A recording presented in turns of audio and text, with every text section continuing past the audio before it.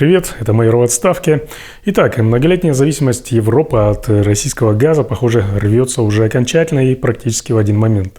Кремль лишается своего главного энергетического оружия, а вместо рычага влияния остаются лишь обломки и ржавеющие трубы. Россия теряет миллиарды, Европа перестраивается. С 1 января 2025 года Россия официально лишилась транзита газа через Украину. И это событие уже называют историческим. Напомню, что меня зовут Олег Кашинцев, я бывший оперативник из Ярославской области, майор полиции в отставке. Ну а теперь опасный, по версии путинских властей, преступник и, разумеется, враг государства. Почему? Да все просто, потому что я называю вещи своими именами. Сегодня мы поговорим о том, что значит прекращение транзита газа через Украину для России, самой Украины и для Европы. Кто выигрывает, кто теряет и чем это обернется для путинского режима. Досмотрите это видео до конца, не забудьте поставить лайк, подписаться на канал и поделиться этим видео, ведь правда должна звучать громче лжи. Ну что, ставьте лайки и погнали. Чтобы понять, почему прекращение транзита газа через Украину стало таким важным событием, вернемся к ключевым вехам этой истории. В 2019 году «Газпром» и «Нафтогаз Украины» заключили пятилетнее соглашение, предусматривавшее транзит российского газа через территорию Украины в Европу. Оно стало компромиссом после длительных газовых споров. Россия, несмотря на обходные маршруты вроде «Северного потока-2», продолжала использовать украинскую ГТС, ведь она оставалась важнейшим маршрутом поставок. Срок действия контракта истек 31 декабря 2024 года, и стороны не смогли договориться о его продлении. Украинская сторона отказалась продлевать контракт, ссылаясь на стратегию полной энергетической независимости, что позволяло уменьшить экономические и политические рычаги давления со стороны России, страны-агрессора. Со стороны Кремля ситуацию осложнили санкции и резкое сокращение экспорта газа в Европу после 2022 года. В условиях санкционного давления альтернативы оказались крайне ограниченными. Таким образом, 1 января 2025 года транзит российского газа через Украину был полностью прекращен. Это событие стало символом окончания эпохи энергетического доминирования России в Европе. Еще в 2021 году доля российского газа составляла 45% на европейском рынке, а сегодня она упала до жалких 5%.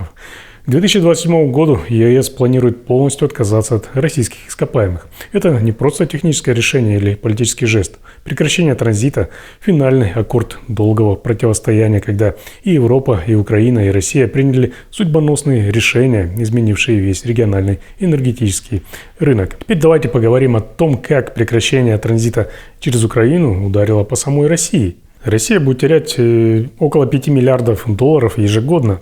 Это помимо уже имеющихся потерь от отказа ключевых европейских стран-потребителей российского газа после начала войны. Эти деньги раньше поступали во многом и за счет транзита через Украину. Поставки «Газпрома» в Европу и так упали до исторического минимума. В 2023 году это было всего около 25 миллиардов кубометров, а в 2024 году объемы упали еще сильнее. Остался лишь один значимый путь для экспорта газа в Европу – это турецкий поток. Но его 31,5 миллиард кубометров пропускной способности, это две нитки по 15-16 миллиардов каждая, явно недостаточно, чтобы заменить украинский маршрут и северные потоки. Даже если трубу загрузить под завязку и продавать газ по 300-350 долларов за 1000 кубометров, доход «Газпрома» не превысит 9-11 миллиардов долларов. На практике спрос ниже, а Турция получает льготные цены. До начала войны через украинскую ГТС шло 40-60 миллиардов кубометров ежегодно, перенося «Газпрому» львиную долю выручки, это десятки миллиардов долларов. Турецкий поток не покрывает потери от исчезновения украинского транзита и закрытых, то есть взорванных северных потоков. А главное, он не дает Москве прежнего политического влияния на крупные западные экономики. В итоге Россия утратила важнейший рычаг давления на Европу. Газ больше не может быть оружием в политических играх Кремля. Сам «Газпром» рискует еще сильнее сократить добычу, что может ударить по российским регионам, где эта отрасль обеспечивает тысячи рабочих мест. Государственный бюджет тоже недополучит миллиарды долларов. Придется урезать ряд программ и инвестиций. Еще в 2021 году, до того, как кремлевский идиот начал вторжение в Украину, Россия зарабатывала более 55 миллиардов долларов на поставках 165 миллиардов кубометров газа в Европу благодаря Северному потоку, украинской ГТС и Ямал, Европа. Казалось, деньги текут рекой, но с 2022 года все пошло под откос. Доходы «Газпрома» из-за высоких цен держались недолго, а физические объемы экспорта резко упали. Северные потоки взорваны и недоступны. Транзит через Украину сократился, а теперь исчез полностью. Экспорт в 2023 упал до 80 миллиардов кубометров. Доходы от Европы сократились в 8 раз, с 21 миллиарда евро до 2,7. С 2025 года без украинского маршрута Россия будет недобирать еще несколько миллиардов долларов. Если в 2021 году Москва получала 55 миллиардов, то теперь меньше 20. Годовые потери составляют порядка 30 миллиардов. Ну и сам «Газпром», некогда экономический флагман, стал убыточным. До 2022 года через Украину шли те самые 40-60 миллиардов кубометров ежегодно. К 2023 объемы упали до 20-25, а к 2024 году до 15-20. Ну, а с января этого года транзит ноль. При цене 300-500 долларов за 1000 кубометров это означает потерю от 5 до 10 миллиардов долларов годовой выручки. Сила Сибири и азиатские проекты не могут быстро заменить западные объемы. Нужна иная инфраструктура и другие месторождения. Европа и так ранее уже практически отказалась от российского газа, масштабно перейдя на СПГ и альтернативные поставки после 2022 года. Поэтому для нее прекращение украинского транзита не стало шоком. Но эта мера окончательно убирает даже символическую зависимость от российских трубопроводов. Для России это дополнительный удар по бюджету и последний гвоздь в крышку гроба газового рычага давления на Европу. Для Украины же сознательная жертва транзитных доходов ради энергетической независимости и лишения Кремля возможности использовать газовый вентиль как инструмент шантажа. Итоговый эффект подчеркивает полный разрыв старых энергосвязей и подтверждает, что Европа теперь способна жить без российского газа, и Киев окончательно избавляется от роли транзитной прокладки, обретая еще больше политической и экономической свободы. Но некоторые страны Центральной и Восточной Европы, Словакия, Венгрия, Чехия, оказались в уязвимом положении, поскольку они еще недавно в значительной степени зависели от украинского маршрута. Словакия получала большую часть газа через Украину и теперь срочно ищет альтернативы. Премьер Роберт Фицо уже угрожает Украине проблемами с электроэнергией и сокращением помощи за прекращение транзита газа.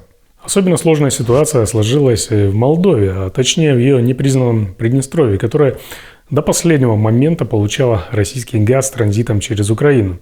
С декабря 2024 года там начались отключения газоснабжения в школах, больницах и других учреждениях. Кишинев ввел режим ЧП, но уже делает шаги к энергетической независимости, получает газ из Румынии и других источников, модернизирует инфраструктуру. Проблемы Приднестровья иллюстрируют, насколько важно развивать возобновляемую энергетику и искать альтернативные поставки. Европейский Союз же в целом предпринял значительные усилия, чтобы снизить зависимость от «Газпрома». Увеличил импорт с СПГ из США, Катара и других стран, расширил мощности для приема СПГ, заложил основы для роста ветровой и солнечной энергетики. Тем не менее, прекращение транзита через Украину вызвало скачок цен на газ, давя на экономику и повышая нагрузку на промышленность и бытовых потребителей. В ряде стран ЕС возникли острые внутриполитические дискуссии. Словакия, например, опасается радикальных последствий для всего Евросоюза, а премьер Фицо и Орбан уже даже ездили в Москву. Украина же, выбрав отказ от транзита, завершила долгую историю зависимости от доходов за прокачку российского газа. Раньше это составляло около 1,3 миллиардов долларов в год, сейчас же Киев теряет около 100 миллионов долларов в месяц. Но зато избавляется от шантажа со стороны России.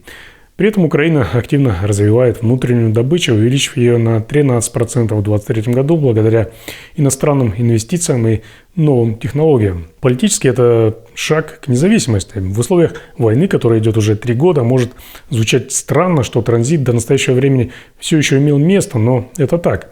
Отказ от транзитной зависимости поднял авторитет Киева на международной арене. Евросоюз поддерживает эту стратегию, считая ее вкладом в общеевропейскую энергетическую безопасность и предлагает помощь в модернизации украинских ГТС. Отказавшись от транзита, Украина потеряла часть доходов, но выиграла в политическом и геополитическом аспектах. Теперь этот рычаг больше не в руках Москвы. На протяжении десятилетий Кремль использовал газ как оружие, угрожая повысить тарифы или перекрыть кран. Теперь эта эпоха окончена. Прекращение транзита газа еще сильнее ударило по «Газпрому». По разным оценкам, компания теряет от 5 до 6 миллиардов долларов в год, а совокупные доходы от экспорта газа в Европу за последние 2 года упали на 75%. В прошлом году «Газпром» впервые за четверть века показал убытки, а его выручка упала более чем на 25%. Переориентировать трубы, идущие в Европу, на Китай невозможно. В короткие сроки нужны новые инфраструктурные проекты, дорогие и длительные. Нельзя просто развернуть трубу и направить ее в Китай. Так это не работает. Европейский Союз, готовясь к возможной остановке поставок российского газа, увеличил объемы СПГ газа еще и из Норвегии и развивает зеленую энергетику. Да, цены остаются выше довоенных уровней, что бьет по конкурентоспособности европейской промышленности и вызывает недовольство граждан. Позиции ультраправых партий растут, а некоторые страны, вроде Словакии и Венгрии, критикуют политику Брюсселя. Но в целом ЕС придерживается курса на полный отказ от российского газа к 2027 году. И, похоже, такой план вполне осуществим. Для Украины прекращение транзита – это важный стратегический шаг. Да, страна теряет около 1 миллиарда долларов в год от транзита, недополучая транзитные сборы, но зато укрепляет энергетическую и политическую независимость. Сейчас она интегрируется в европейскую энергосистему. Министр энергетики Украины назвал прекращение транзита историческим событием, приближающим Европу к освобождению от российского газа. Киев также демонстрирует, что готов самостоятельно обеспечивать свои энергопотребности, развивая внутреннюю добычу и чистую энергетику. Россия оказалась в стратегическом тупике, потеряла ключевой рынок, не имея быстрых альтернатив. Путин явно на такое не рассчитывал. Этот клоун хотел выиграть войну за 3 дня, рассчитывая на то, что Запад не поймет, что случилось, и энергетические рынки сбыта останутся прежними. Европа же, несмотря на сложности, продолжает адаптироваться к новой реальности, а Украина укрепляет свою независимость и роль в европейской энергетике, продолжая при этом противостоять агрессии. Прекращение транзита газа через Украину – это не просто экономическое событие, а важный геополитический сдвиг. Мир меняется, и главный вопрос в том, сможет ли Россия хоть как-то адаптироваться к новым условиям и какие уроки извлечет из этой ситуации Европа. В истории шоковые события зачастую становятся катализатором научного рывка и прогресса технологий. Возможно, что текущий газовый кризис заставит европейскую науку сделать огромный скачок, например, в сторону безопасных и чистых источников энергии. Когда привычное сырье дорожает или недоступно, правительство и частные компании начинают массово вкладываться в возобновляемую энергетику, солнечные и ветровые станции, гидро- и геотермальные решения, а также в новые технологии, такие как зеленый водород и современные формы атомной энергетики с повышенным стандартом безопасности. Именно необходимость быстро заменить выпадающие объемы ископаемого топлива порождает спрос на прорывные исследования и способствует созданию инновационных прототипов.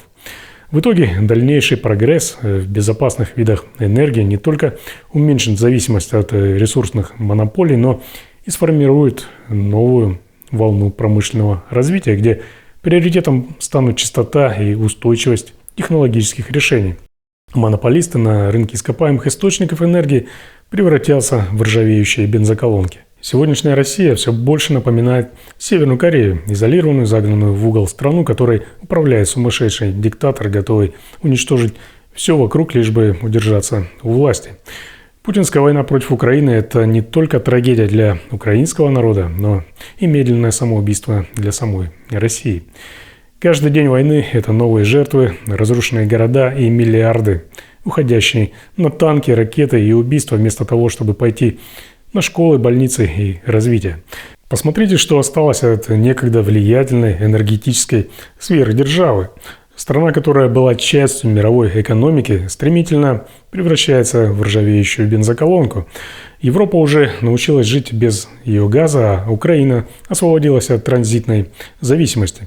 Граждане России, которые могли бы жить достойно, теперь готовятся лишь к выживанию. Культ личности, нищета, изоляция Ровно к этому ведет путинский режим. Еще немного, и Россия окончательно окажется в том мрачном списке стран, забытых миром. Путин должен как можно скорее оказаться либо на скамье подсудимых, либо в могиле с червями. У меня на сегодня все. Спасибо, что досмотрели это видео до конца. Высказывайте свое мнение в комментариях и ждите новых интересных и полезных видео.